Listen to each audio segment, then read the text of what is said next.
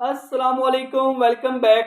काफ़ी सारे दोस्तों ने रिक्वेस्ट की कि आप हमें बताएं कि आयरलैंड में हम कैसे गाड़ी परचेज कर सकते हैं और किस तरह हम इंटरनेशनल लाइसेंस के ऊपर गाड़ी को ड्राइव कर सकते हैं। तो मैं आपको आज इस वीडियो में स्टेप बाय स्टेप बताऊंगा कि आपने इंटरनेशनल लाइसेंस पे गाड़ी कैसे ड्राइव करनी है। तो let's start from step one. Step number one में सबसे पहले हमारे पास इंटरनेशनल लाइसेंस होना चाहिए। स्टेप नंबर टू में हमने गाड़ी यहाँ से कैसे परचेज करनी है और किन सोर्सेज से हम परचेज कर सकते हैं। स्टेप नंबर थ्री में हमने गाड़ी की कंप्रीहेंसिव कैसे इंश्योरेंस लेनी है। स्टेप नंबर फोर में मैं आपको बताऊंगा जी आपने एनसीटी और मोटर टैक्स के लिए क्या करना है। तो जी स्टार्ट करते हैं स्टेप नंबर वन से। स्टेप नंबर वन, आपके पास इंटरनेशनल लाइसेंस होना चाहिए। इंटरनेशनल लाइसेंस जो है वो आपके पास 1 साल के लिए वैलिड है। जिस डेट से आप आयरलैंड में इंटर होंगे उस डेट से आप 1 साल आगे तक आप गाड़ी ड्राइव कर सकते हैं। स्टेप नंबर टू में आपने अपनी गाड़ी को परचेज करना है। गाड़ी परचेज करने के लिए यहाँ पे दो मुख्तलिफ प्लेटफॉर्म है। एक तो यहाँ पे डन डील है, वहां से आप अपनी गाड़ी को परचेज कर सकते हैं। सेकेंडली यहाँ पे आपने नियर बाय कोई गैराज या कोई शोरूम को सर्च करना है जिनके अच्छे रिव्यूज हो, उनके पास जाके आपने गाड़ी को पसंद करना है। अभी परचेज नहीं करना, जब तक आप इंश्योरेंस नहीं लेंगे तब तक आपने गाड़ी को परचेज नहीं करना।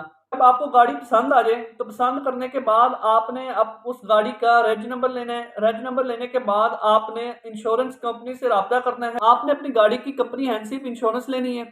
इंश्योरेंस के लिए यहाँ पे दो बड़ी कंपनीज काम कर रही हैं, एक लिबर्टी है, दूसरी एक्सा। फिर आपने अपनी गाड़ी जो कि आपने पसंद की है उसका रेज नंबर अपनी इंश्योरेंस कंपनी से शेयर करना है।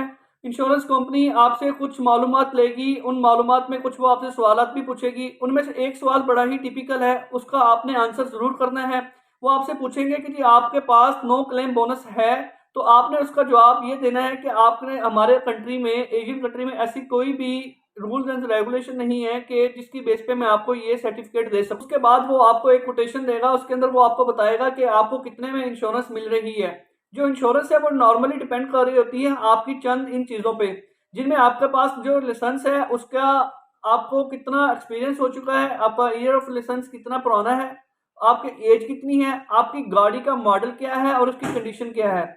नॉर्मली आपको इंश्योरेंस इंटरनेशनल लाइसेंस के ऊपर 2600 यूरो से 3300 यूरो के दरमियान कहीं भी मिल जाती है। इंश्योरेंस आपको मंथली और एनुअली पे करनी होती है। जब आप इंश्योरेंस ले लेंगे तो इंश्योरेंस लेने के बाद इंश्योरेंस कंपनी आपको एक सर्टिफिकेट देगी जो कि आपने संभाल के रखना है। नंबर 4 में आपके पास गाड़ी का एनसीटी और मोटर टैक्स सर्टिफिकेट होना चाहिए। NCT national car test and motor tax. NCT और मोटर टैक्स के बाद अगर आपने आयरलैंड में गाड़ी चलानी है तो इन तीन चीजों का गाड़ी की विंडस्क्रीन पर डिस्प्ले होना बहुत जरूरी है। Number 1 insurance certificate, number 2 motor tax, number 3 NCT.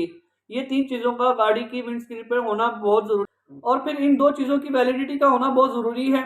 और जब आप गाड़ी को परचेज कर रहे होंगे तो आपने जरूर चेक कर लेना है कि एनसीटी और मोटर टैक्स का रिमेनिंग टाइम कितना पड़ा है। आप सबको ये वीडियो काफी इंफॉर्मेटिव लगी होगी। अब तक के लिए इतना ही, मिलते हैं जी नेक्स्ट व्लॉग में।